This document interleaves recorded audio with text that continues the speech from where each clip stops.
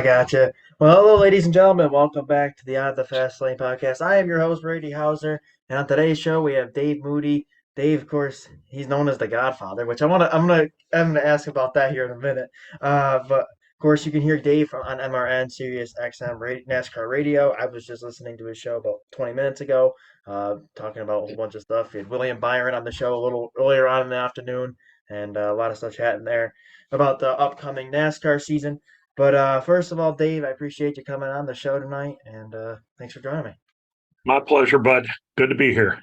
For sure. So we're getting ready to go for the 2023 NASCAR season. Starts just this weekend with the Clash in California. But I got to ask, how was the off season?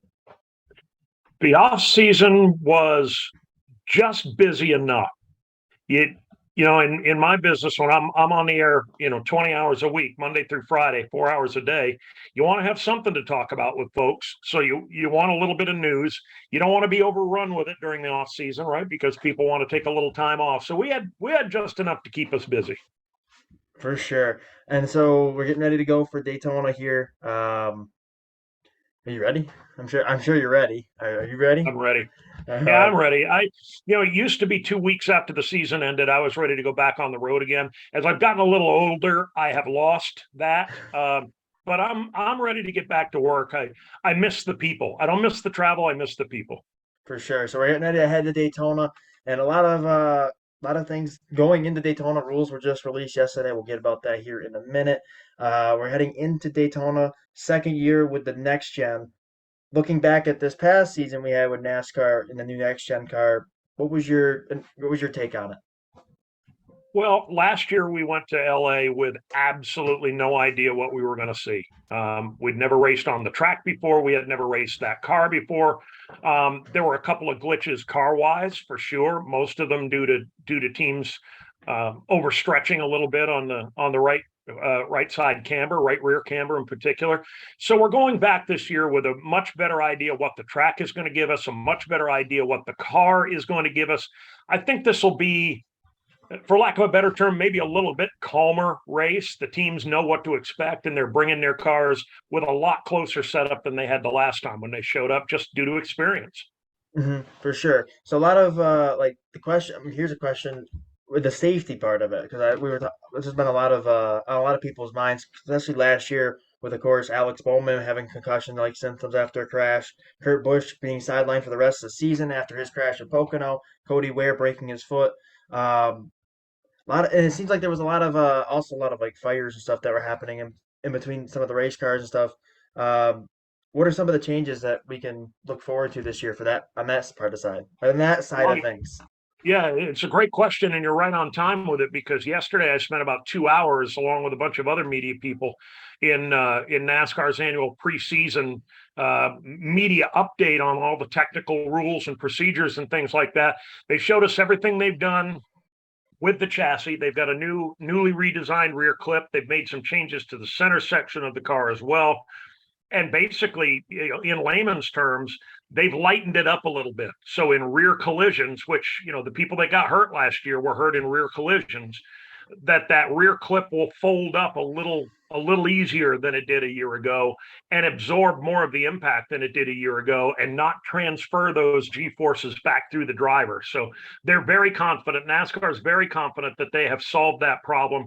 The fire situation was pretty well solved by the end of last season, but they've made a couple of other moves as well, basically just to prevent rubber fragments from the tires from collecting around the exhaust pipes and in the rocker box. So I think they've done a pretty good job of that. I don't think we're going to see much more of that. That's perfect. I know a lot of drivers were curious about it, and a lot of fans and stuff were curious about it. So good to hear that. So we're getting ready, obviously, for Daytona, new car, the next gen for the second year. Um, what are we supposed to? So what are we going to expect for this year's Daytona? Because last year was kind of okay, what's going to happen? Because we don't know. It's the first time with the car. Now this year Right. we got a little bit. We've seen what the car's done. Now we're getting ready to go into a new year, and we've had a little bit of experience behind our belt with the car. What can we expect at Daytona here? I don't think we're going to see much different than we saw last year. And in all honesty, I didn't think that last year's race was as different from the year before as some people thought it was going to be.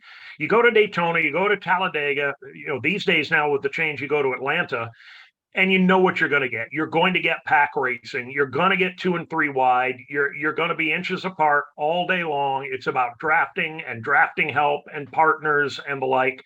I don't think there are going to be any surprises out of Daytona. There'll be a big wreck or two along the way, and that'll go a long way toward ruining the day for some people that thought they had a chance to win the Daytona 500. But in terms of anything different out of this car in year two, I don't think so. I think we'll see a very similar race to the one we saw last year. Okay, that's good to hear. Well, shifting gears here a little bit, and here's some questions that I'm sure a lot of people are curious about. Uh, how did Dave Moody first get introduced into the motorsports world? Well, I was very fortunate to grow up back in my home state of Vermont, about 10 miles from one of the best little short tracks in the country, then and now. A little track called Thunder Road in Barry, Vermont. Ken Squire, who was the lead guy, the anchor guy on CBS's coverage of NASCAR racing, he owned that track, built that track. And when he got busy in the late 70s, early 80s, traveling with CBS, he needed somebody to take over on the track microphone doing the PA work. And he grabbed me and kind of drafted me and taught me a lot. I mean, everything I know and about half of what he knows about how to be a racetrack announcer. And it just kind of took off from there. From working at that one little racetrack every week, it turned into 2 tracks and then 3 tracks and then a traveling tour or 2. And then I got an audition with MRN, and 30 years later, here we are. For sure. So you got to learn from one of the best, pretty much. I got to learn from 2 of the best, actually. I joke a lot that I went to Ken Squire High School, and then once I arrived at MRN, I went to Barney Hall University. I don't know that anybody else was ever as blessed as I was in that regard. And what were some of the things you got to learn from Ken Squire and Barney Hall, getting to Well, where you it are just, now? yeah, the main thing that Ken taught me was to explain to the race fans what they're seeing, because people cannot enjoy what they don't understand. And a lot of what he taught me was really basic and seemed oversimplified, but it's the most important thing in the world, because if Joe Smith and Bobby Brown are running side by side, that's wonderful that you just told the crowd that they're running side by side. But if you didn't get around to telling them which one is Joe Smith and which one is Bobby Brown, you really haven't helped them very much. Little stuff like that, and Ken taught me never to say the same thing the same way twice. If you said side by side 2 laps ago, say nose to nose this time. Say wheel to wheel this time. Say it differently so that people don't start to tune you out. And all that stuff that he taught me, it still applies today. For sure. Uh, for everybody that is tuning in on the live broadcast, if you do have a question for Dave, you can feel free to put that in the chat. We'll go through them a little bit later on. So you get to learn from Barney Hall, Ken Squire. You learn, so that's something I've been learning, because I did the announcer seminar, which we could probably talk about that here for a second, because I have a little picture here we could pull up. If it'll work. Here it is. Of that from that announcing seminar that you did, I screen grabbed this during that day. Can you tell me a little bit, because I was a part of it, but for people that were not a part of it, can you tell us a little bit about what transpired on that day? Well, I go to a lot of short tracks. When we're out on the road, Steve Post and Jeff Striegel and Alex Hayden and I will go to the local short track. And it occurred to me that nobody is doing for young up and coming short track announcers what Ken Squire did for me back in the early 80s. And that's teach the nuts and bolts of how to do the job. And I just kind of identified what I thought was a void out there in the short track community, and tried to fill it by offering up the seminar that we did 3 or 4 weeks ago now. It was obviously very well received. You were there. We had 40 or 45 people there. Some of them currently working as announcers, some of them not yet, some of them, quite honestly, that have been working for 25 years as track announcers, but understand that there's still, you can never stop learning, and you're never as good today as you have the potential to be tomorrow. So we had a lot of fun at that, and I've gotten a lot of positive feedback on it. So I'm glad people enjoyed it and learned. And one NASCAR driver, Mark Martin, was tuned in on that. Mark Martin was there. He was kind of lurking in the weeds, right? He didn't turn the camera on. He didn't enter under his own name. I knew he was there. He knew he was there. Not a lot of other people knew he was there till after I the didn't. fact. Yeah, that just says something about Mark, right? He is just a student of this sport. He loves the sport, and he wanted to hear what we were doing, and he was there, start to finish. He stayed all the way to the end. So do you think we'll see Mark Martin behind the mic here soon? Not a chance. Not a chance. It's honestly, it's very difficult to even get Mark Martin to a racetrack because he's scared to death that he's going to fall back in love with it again. And Mark is the kind of guy that no matter what he's doing, he is all in. And that's what made him such a great racer. He was all in. His motto is anything worth doing is worth overdoing. If you've ever seen his motorhome, I mean, it is polished. It shines like a new dime. You can see Mark Martin's motorhome from space. That's how clean it is. And that's just because he's compulsive about it. Whatever he does to the best of his ability, which is why he kind of has to stay away from the racetrack now. I could I definitely can't relate, not to that point in my career, but I could see where a NASCAR driver like that would definitely want to not go back because he doesn't want to get back into it. Um, Right. so we're looking. So you got past. You mentioned you learned from Barney Hall and Ken Squire. So now into the MRN phase. How did you get that audition in with MRN? Who kind of Was sent you to do it? yeah, that was Ken again. And Ken was one of the founders of the Motor Racing Network. And he heard, I guess, through the grapevine that they were, as they added the truck series to the schedule, and every once in a while they'd have a Busch Series race that was on the other side of the country from the Cup race, and there were a few times a year where they needed an extra set of hands, or more accurately stated, an extra set of vocal cords. And Ken suggested that or to the president of MRN at that time, John McMullen, that he ought to bring me down and give me an audition. And if he thought that I was any good, they might be able to give me some work. And I went down and I auditioned for them. I didn't think I did an especially good job, but they apparently thought I was good enough to give a crack. And from that point on, at first I didn't do many races because they didn't need me for many races. But after a few years, I got the offer to go to work with them full time, and it's we're going on 3 decades now and still going. Absolutely. So touching on that for MRN, you get to travel to all these racetracks, and of course the NASCAR tour. We got some new racetracks, which we'll talk. I'm gonna save the current NASCAR stuff till a little bit later on in the show here. But so we're talking about all the present day stuff, prepping to go to all of these races, and we'll talk. And same with the radio show. What are some of like the behind the scenes things that you have to do to get all these shows ready to go, and especially for like a big weekend like the Daytona 500, and get everything prepped as an announcer side of things? Yeah, there's a lot of prep work that goes into it. Um, you can show up at the racetrack, just climb up to the turn position, and hope that you know who's driving what car, and have all the names and numbers down.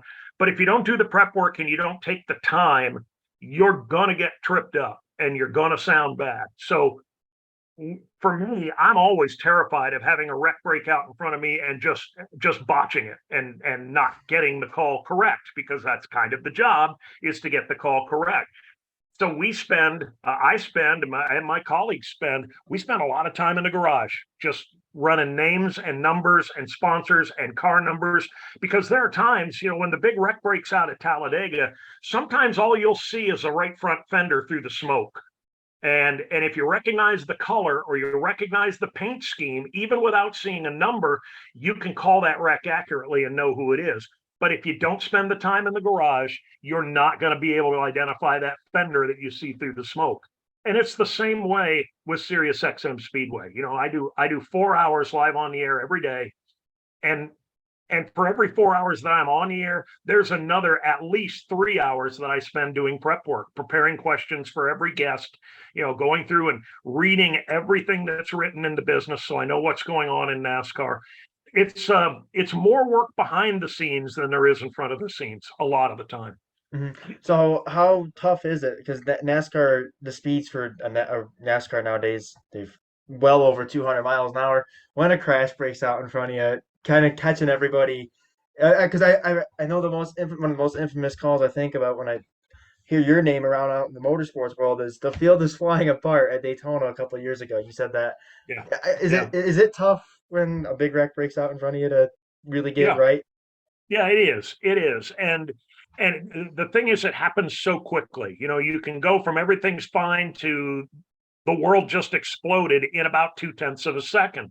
And there are many times, and I would say maybe probably more often than not, far more often than not, that when a wreck happens in front of me and I push the button and I do the trouble call and I call the crash, when it's over, we'll eventually go to commercial. And I find myself really not really at all remembering what exactly I said.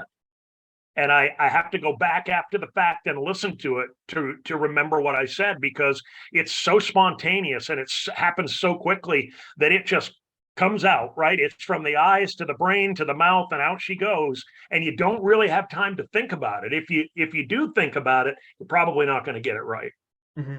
All right, we got our first live chat question. It's from somebody that we both know pretty well. I know him as the Todd Father. You know him as Todd Morey. We both know him as Todd Morey, but I Hang know him as on, give me. The Todd Father. You're the Godfather. Oh, it's kind of hard to keep the two nicknames so similar. But he It's all put right. so his question is, how much more difficult is it these days with different paint schemes each week to like memorize these drivers? It used to be a lot easier. Usually, you know, back in the day, back in the 80s, when everybody pretty much had the same sponsor every week all season long, by week 3 it was just ingrained. It was burned into your memory bank. But now some of these drivers in 38 races, 36 point counters plus a couple of exhibitions, they may have 20 or 25 different paint schemes. So what I talked about a few minutes ago about spending that garage time and getting in there and burning those paint schemes and those sponsor logos into your head, it's not something that you can do at the beginning of the season and then be done. You've got to do it every single week, week after week, from February through November. And boy, if you skimp on it, you'll get burned because it changes for a lot of them every week. And in the truck series, you can't even necessarily memorize names and numbers from week to week because for some of the midfield and backmarker truck series teams, they may have a different driver in the truck every other week. So you got to know all that and you got to do the homework. For sure. So and then we can jump into the little topic about the current day NASCAR information. So yesterday, I should say, NASCAR released some new rules. Um, the first thing that kind of caught my eye was rain tires now going to be available at some oval tracks. Mhm. Is that something that NASCAR is like looking forward into the future of having all tracks having rain tires so they can get the race in appropriately on time? It is, but I want to be clear because, and I've learned this on my own show in the last couple of days. There's a lot of misunderstanding about what NASCAR is looking to do. They are not looking to race in the pouring rain at Martinsville or Richmond or Phoenix. What they're looking to do is develop a tire that will allow them, after it stops raining, to send the track drying team out. And instead of spending 2 hours getting the track 100% dry, spend an hour and a half getting the track 70% dry, and then restart the race on not a soaking wet track, but just a slightly damp track. And the incentive behind that is obviously the TV broadcast window, because when TV goes 2 or 3 hours past their broadcast window because of a rain delay, they have to move the race over to another channel. People get mad because their DVR isn't working anymore. So the quicker we can get back to green flag racing, the better for all parties. That's what they're looking to do. Nobody's looking to race in a downpour at Martinsville. Thank God. Yeah, because that would be it'd be a cluster for sure. Because that track is tiny. Um, and then the next thing they released yesterday, and I'm sure a lot of people have been agreeing and disagreeing. I disagreed with it at first. I mean, I see where NASCAR is coming from. The Ross Chastain Hail Melon rule, Yeah. where they're now because the safety concerns, they're not allowing that anymore. They've outlawed that rule. Now, when Ross first did that, I'm sure you were all for it because I think everybody thought that was awesome. But Yeah. what's your thoughts on that now, being that they've now outlawed it? Well, it happened right in front of me. I mean, I call turns three, backstretch and turns 3 and 4, so it happened right in front of me. And even when it did, I wasn't entirely sure what I had seen. My reaction was kind of like 95% of the people in the grandstands. It was, what in the world just happened right there? And then when it became clear that he had done it on purpose, we all kind of realized that we were in the presence of an evil genius, and he had just done something that nobody had ever thought of before. The reason that NASCAR has, for lack of a better term, outlawed it from now on, from the people I talked to, I think this came from the drivers, and it was a safety concern on the part of the drivers. We had a best case scenario at Martinsville last fall where Ross Chastain was able to ride that wall, come off turn 4, and not be really near anybody else until he got to the start finish line, and then just gave Brad Keselowski a little bit of a kick in the shorts, nothing too serious. But if cars had been 2 or 3 wide coming off that fourth turn, racing for the checkered flag, Ross Chastain was probably doing 45 miles an hour faster than anybody else on the racetrack at that juncture, and it could have been a bad deal. And I think to a large degree, the drivers have reached out to NASCAR and said, as they've said on a lot of topics over the years, save us from ourselves, right? Don't allow us to do things that will jeopardize ourselves. And they clearly saw that as something that another time on another day could have been a problem. For sure. But like, part of me is like, yeah, but if a driver's willing to take that risk and do it, I mean, God bless them. If they're gonna take that risk to try to make, I mean, if it's like the Yankees or let's say the Warriors going for the NBA playoffs. If it's down to the last second, they're gonna shoot that full court shot because they want to try to make the next round. He did it because he had to make the next round, and I just that's why I'm kind of like I'm disagreeing with some of the drivers on that because some of them are saying, well, it was not safe and all that, but other drivers were kind of like it was mixed emotions. I would say other drivers were approval of it because he had to do what he had to do. I hear that. I do. The analogy I make is running on the apron at Daytona, right? Yeah. Driving down onto the flat at Daytona at 205 miles an hour is not a good idea because you're going to have to come back up on the banking, and there's almost certainly going to be a hell of a wreck. So we could apply the same logic and say, well, if they're desperate enough to do it, if they're brave enough to do it, they should be allowed to do it. I'm not sure about that. I'm not sure that everything a race car driver is crazy enough to do behind the wheel of a race car necessarily has to be legal. Yeah, and that's for sure. It was definitely a video game move, and I've tried it on the video games, and I don't even know how he did it because Doesn't work. I No, it can't do doesn't it on work. the video games either. No, I'm doing it on iRacing, I can't even do it. So I was like, this is incredible. So now we're heading into the Clash here this weekend. Of course, one of NASCAR's exhibition races. They got the Clash, the All Star Race. Um, we're getting ready to go. It's a quarter mile, of course, quarter mile. Last year we saw it for the first time. Not sure. A lot of people didn't know what to expect going into that. Obviously, a lot of it was to bring in a new fan base out in the West Coast, which I thought was awesome. Um, but the Clash being one of the smallest tracks on the circuit, do you think we'll see more of that in the future here? I think so. Yeah, I think what they have proven now, what NASCAR has proven with the Clash, is that any baseball stadium, any football stadium, any soccer stadium has the potential, at least, to become a NASCAR racetrack. I don't think the Clash stays in the LA Coliseum forever. I think they fill out their 3-year contract, and I think they go and look for somewhere else to do it. I think they take a page out of the NHL's playbook with their Winter Classic because the NHL will play the Winter Classic outdoors. This year they were at Fenway Park. Maybe they go to Yankee Stadium. Maybe it doesn't matter where they go, but they can go to a number of different places.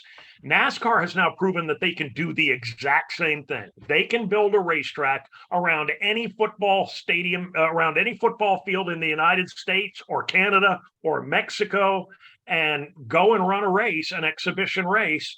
And if they're willing to spend the money to lay it all down and then tear it all up again a week later, good on them. And it obviously gets a lot of attention. We have talked more about the Clash in the last 2 years than we probably did in every other year of the Clash combined. Oh, for sure. And bringing in the fan base, I like that part of it because you're going out to the West Coast in California. California used to have that, used to have Fontana, but now no longer there. Getting to have that fan base and kind of building it out, I think is pretty cool for NASCAR.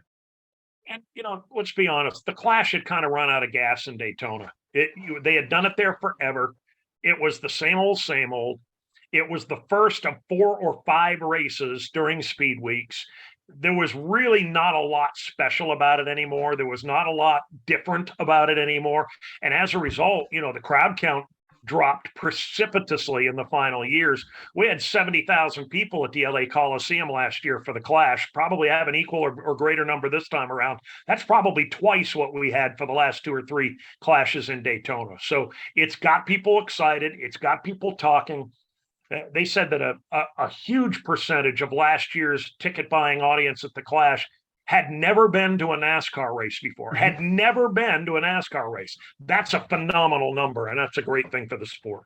For sure. And I kind of like I like what they're doing with it too. Like the whole kind of like Olympics vibe here where Yeah. the winner's gonna get a gold medal, second place gonna get a silver, and the third place gonna get a bronze. So you were talking to William Byron earlier on your show today, and William said, yeah, it'd be cool to get the second if they're it's definitely a confidence booster for the team, but you think they think all those drivers gonna go for that gold medal this weekend? Yeah, don't fool yourself. Anybody that ends up with that bronze medal, it'll end up in the junk drawer in the kitchen eventually, right? They're all about winning. Second place is first loser. God help us, third place is second loser. Nobody wants to celebrate being the second loser. So what, and then so bringing the kind of the Olympics vibe to things, you get of course the torch lighting that they do at the Coliseum, which is cool. They had Jeff Gordon do it last year. Um, what's your thoughts on that? Kind of bringing the Olympic kind of aspect into a racing event. It's an awesome venue. I mean, it's one of the most recognizable and storied sporting stadiums in the world. And the fact that NASCAR gets to go race there once a year is just really cool. And I love it.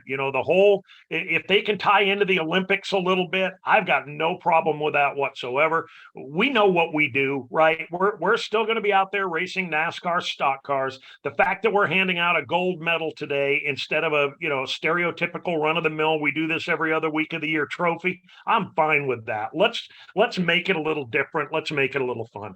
For sure. So now looking a little bit at my local flair thing. So I live in upstate New York, obviously. It was just announced a couple weeks ago, and you actually spoke with Mr. Deo last week on your one show that Fonda Speedway, which is 5 minutes down the road from my house. I've announced Sprint Car Series races there, which is it's an awesome track. But Utica Rome Speedway and Georgetown Speedway are all now NASCAR affiliated. I'm still kind of learning a little bit about the NASCAR affiliation.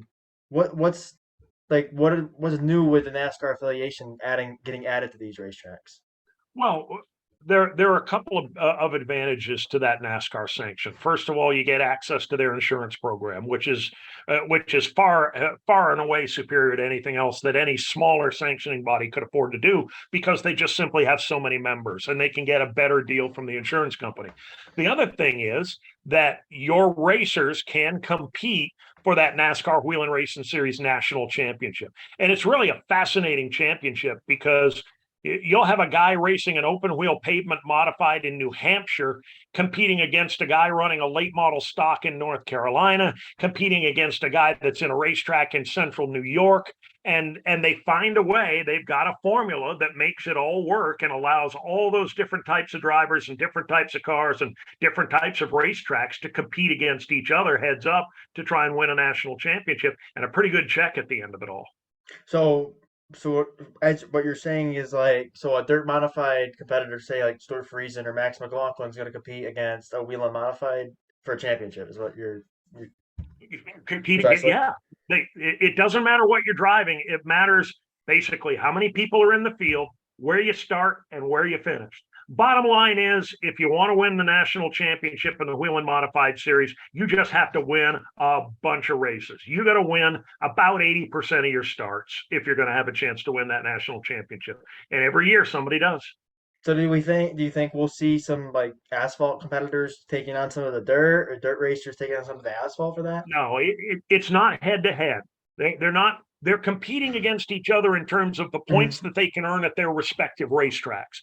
But you're not going to see asphalt guys on dirt or vice versa, dirt guys on asphalt. They're going to continue. If you go to Georgetown Speedway, you're going to see roughly the same show that you've ever seen. And why would they change it? Because they've got a great program over there. You're going to see the same show. It's just going to have a NASCAR sanction, and they're going to be earning NASCAR points.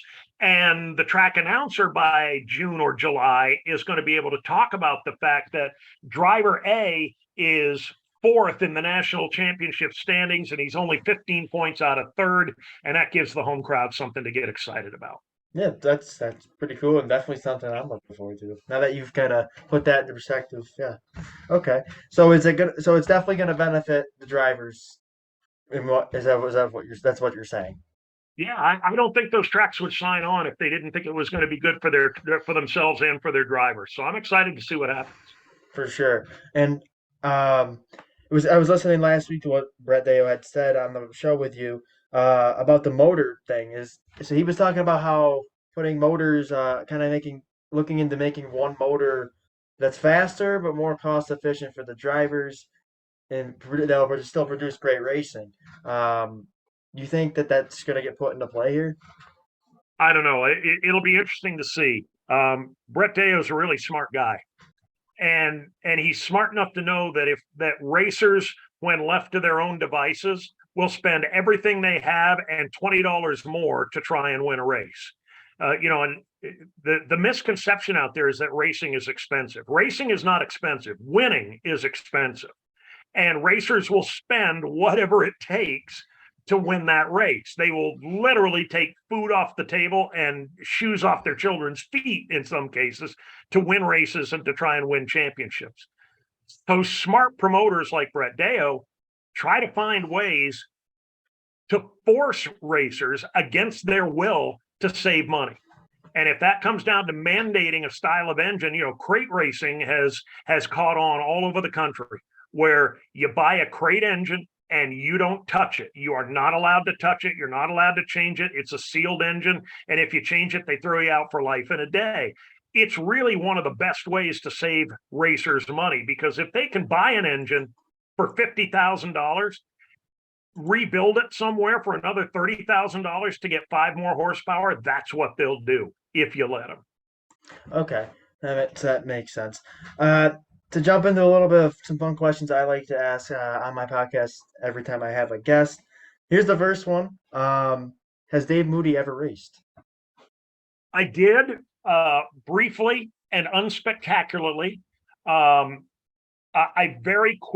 enjoyed the heck out of it, but I very quickly realized that my talent did not lie on that side of the chain link fence. That my future in racing was not with a helmet on.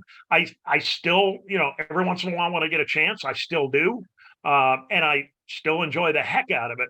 But I was never in any danger of deluding myself into thinking that I was ever going to be any sort of a superstar. Let's put it that way.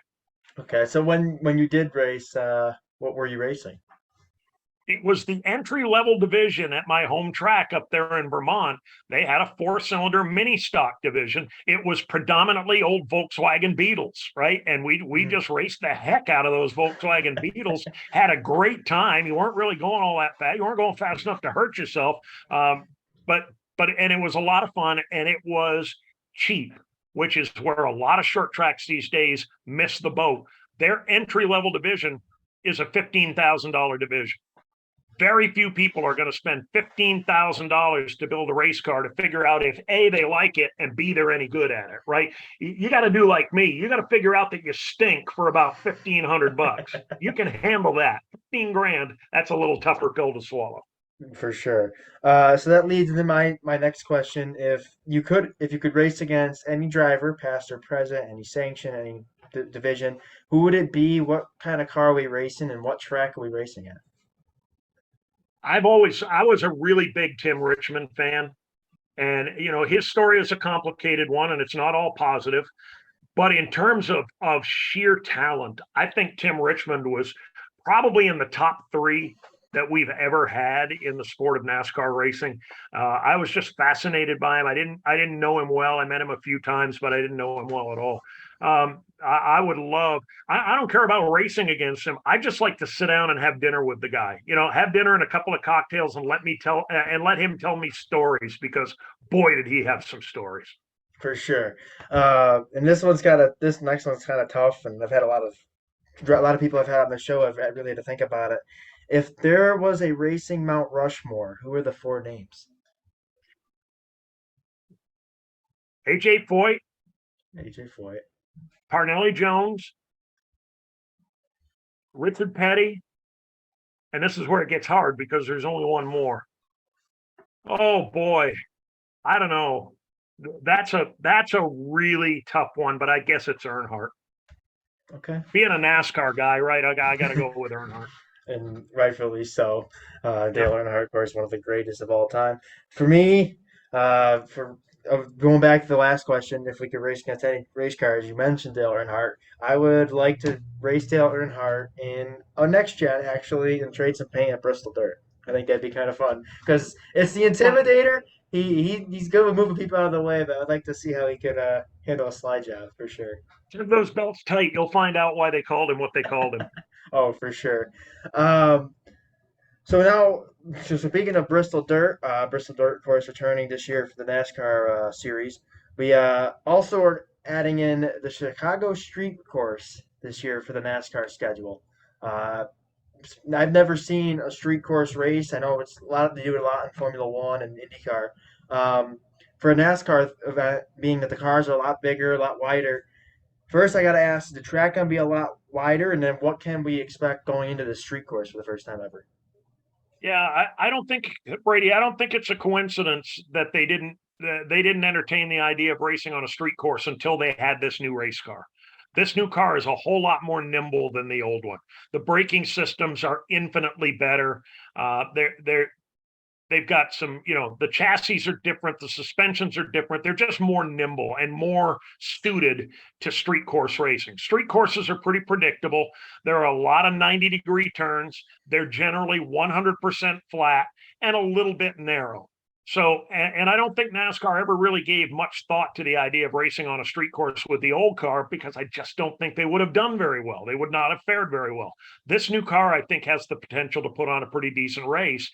And they've built a track, from what I understand, they've designed a track that's going to have 5 or 6 legitimate passing zones where people either under braking or under acceleration are going to be able to get past the guy in front of them. So we'll hope for the best. I can tell you one thing for sure. I don't know what kind of a race it's going to be, but it's going to be a heck of a party, because if you've ever been to the St. Pete Grand Prix when IndyCar is in town, they probably have 300,000 people there in 2 days. And of the 300,000, probably 150,000 of them never see the race and couldn't care less. They're just there for the party and to socialize and see and be seen. And I think we're probably going to get some of that in Chicago too. And that's just fine. So they're pretty much closing down downtown Chicago for this, right? Well, parts of it, yeah. Certain sections of it for a couple of days, yeah. So where are they going to store all the race cars and the equipment? You know, they've got it all figured out. I don't know that yet. We'll figure that out once it's time for us to know. But it's they're going to make it work. They're not making it up as they go. They've got a plan, and I'm going to be very interested to see how this all works. Same here. I think the whole world's going to be, the whole Yep. nation's probably going to be tuned in on that one, because that's definitely going to be unique to watch some of these NASCAR guys on a regular street racing, a street that we could all drive on a regular day down in downtown Chicago. They're going to be racing on it, but Yep. don't try what they're doing. That's for sure. Don't try this Uh, at home. no. So we're looking into the 2023 season. Any final predictions from you going into 2023? Do we have any favorites for I this? learned a long time ago that the best way to sound like a gibbering idiot is try and predict what's going to happen in a NASCAR race, right? If you want to pick the results of an NFL game, even if you know nothing, you've got a 50-50 shot, right? You flip a coin, maybe you get lucky. In a NASCAR race with 38 or 39 or 40 guys, there are far more losers than winners. Far more things can happen. I gave up trying to predict winners of races and championships a long time ago, quite simply because I'm almost always wrong. I mean, anybody, if you think you can tell me who's going to win Sunday's race, knock yourself out. You're probably going to be wrong, right? So I don't even bother with it. I just sit back and I enjoy the show. For sure. Uh, Anybody that is tuning in live on the chat, this is your last chance to. If you have a question, feel free to put it in chat. So, 2023 plans. Obviously, you're back with MRN at the races, and we got your live show on the radio every day. For the people that are new to racing that might be tuning in on the show, can you tell me a little bit about the radio show? We've been doing it now for almost 20 years. It'll be 20 years in November. When we started, I figured it might last two if we were lucky, and here we are 2 decades later. Yeah, we do 4 hours a day. We talk to all the movers and shakers in the sport. We take a lot of phone calls from NASCAR fans. We have a lot of really interesting conversation. We have a lot of debates. Sometimes we argue with each other, which is fine, right? Because sports talk radio is all about different opinions. We have a great time, man, and I know that I'm blessed to have been able to do this for 20 years. It's a lot of fun. Okay, we have another chat question here from Maury. Will they be announcing at the Coliseum, or is your first race going to be at Daytona? My first race is Daytona. The problem with the Coliseum is it's way over there on the other side of the country. And in order to fly me there and have me there on Saturday morning, they would have to take me off my radio show on Friday because it takes most of the day to fly across the country. So they leave, and that combined with the fact that my colleague Dan Hubbard lives almost across the street from the LA Coliseum. So they pull him in. They don't need many turn announcers because it's a tiny little racetrack. So they leave Mike Bagley and I home. Dan Hubbard gets to be our LA Coliseum guy, and we'll pick things up in Daytona. All right. So the radio show, you get to talk with a lot of race fans, all different personalities. You've probably met quite a few different people. We were talking about one before the show here tonight that we were laughing about a little while ago on your show just tonight. Um, how do you, I guess, for fans that come in and they have a response that's not always accurate, or it can sometimes be pretty, it's definitely an interesting remark. How do you handle all these like different types of opinions and people? The the motto that I go by on the channel, Brady, is you're entitled to your opinion, but there's only one set of facts. Mhm. And and if you come with facts and you can support your opinion, we're going to have a great time because we can debate back and forth and we can argue a little bit and we can have a wonderful time. If you come in with an opinion that is not based by facts or it's based on faulty facts, I'm less tolerant to people that come on and say, well, it's my opinion, so it must be right. No, your opinion does not necessarily have to be right. People are wrong every day, right? I used to be married. Trust me, I know how much I can be wrong. So it's a lot of fun if people come with a knowledge base and a set of facts on which they base their opinions. That's the best part. And it's always available for anybody to call in if they have a question, right? Wide open, man. 866 Pit Lane every single day from 3 to 7 Eastern time. And I absolutely talk to more NASCAR fans than anybody else on planet Earth. And I consider that to be a great gift. For sure. How many of them have offered you cocktails on the air? At the race? Oh, you see me at the On the racetrack. air, no. Off the air, I will say that there have been times over the years where my buddy Jeff Striegel and I climb on the MRN golf cart and maybe take a little tour around the infield at the racetrack. We have never died of thirst. Let's put it that way. Race fans are very giving, and we've never starved to death either. Race fans are very generous and very giving. That's a perk. That's always a perk when you're doing gigs. As long as you get fed and drinks, that's always a perk. For sure. Last, so I don't know. Okay. Yeah, we don't have any more live chat questions here. Dave, before we go, here's my final question before we go off the air. For me, being a 17-year-old student still, I'm studying at my local digital multimedia program at our Career Tech Center. I'm planning to do a couple of years of college, but looking to go on to the next level. I mentioned earlier, yeah, I'm an announcer at a couple of dirt tracks here in the Northeast. To get to the next step, what advice would you have for me? You're doing it, dude. And you and I have talked about this before in different forums. I have people all the time ask me what you just asked me. I want to do, people come up to me and say, I want to do what you do. How do I get started? And my answer is always the same: go to your local racetrack and volunteer to work for free. Be the pit road announcer, be the guy that announces during intermission when the real announcer has to go, hit the restroom. Be the guy that announces pre-race and tells everybody where the restroom is. Do any job you can do to get your foot in the door. And 90% of the people that come to me and ask me that question, when I say work for free, they go, well, I'm not going to work for free. And that tells me that they really don't want it very badly at all. So you're doing exactly the right thing. You're going to your local tracks, you're getting involved, you're doing your podcast, you're talking to people, you're polishing your skills, you're right on the proper track. Just keep doing what you're doing. Well, I appreciate that. And I appreciate you coming on the show. For everybody that's been tuning in live on Facebook, I appreciate you all for coming on out.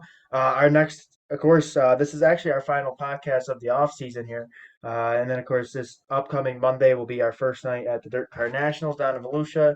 And I'll be covering all the action there. So stay tuned for all those YouTube links and stuff for that. You won't want to miss that. There's going to be a lot of talking with some drivers there, including Carson Macedo, which that might be something we're working on. Possibly might have a live podcast coming up from Volusia next week, so stay tuned for that. But everybody tuning in live on Facebook, I hope you guys enjoyed. This is Dave Moody from MRN and Sirius XM NASCAR Radio. And Dave, thanks again for joining us on the live. I'm going to cut out the live feed here and finish out on the YouTube recording things side of things. We'll see you. We'll see you soon. Thanks, Brady. Good fun. All right, so we're going to finish out the YouTube side of things here. If you are new to the channel, make sure you like, comment, and subscribe. Hit that notification bell. You will not miss an upload every time I upload a video. It will come right up on your phone. Dave, where could... Oh, I think we lost Dave. I think we lost Dave there. Wow. Okay, I think he thought we were done, but anyway, I guess we'll get his social media another time. I'll put it in the link. I'll put it in the link in the description. Don't you worry there. But that's a first for me. I've never had that happen. But on the YouTube side of things, hope you guys all like, comment, and subscribe. And again, YouTube for Lucia comes around it's just around the corner and 5 days away. So I'm excited and stay tuned for that. We will be at Volusia and then Daytona for the speed weeks there. So just stay tuned for that on the YouTube, the Instagram, the TikTok, all the social media platforms you can follow me on. Make sure you look up my name and it will come right up for sure. Anyways, this has been another episode of the Out of Fast Lane podcast with Dave Moody, who he left, but you know what? It's been fun. And Dave Moody, always an honor to get to chat with him and looking forward to meeting him down the road here soon. But anyways, stay tuned for what's coming up next. Got it to Volusia. And other than that, that's all I have. Have a good night, and we'll see you all in Volusia in 5 days.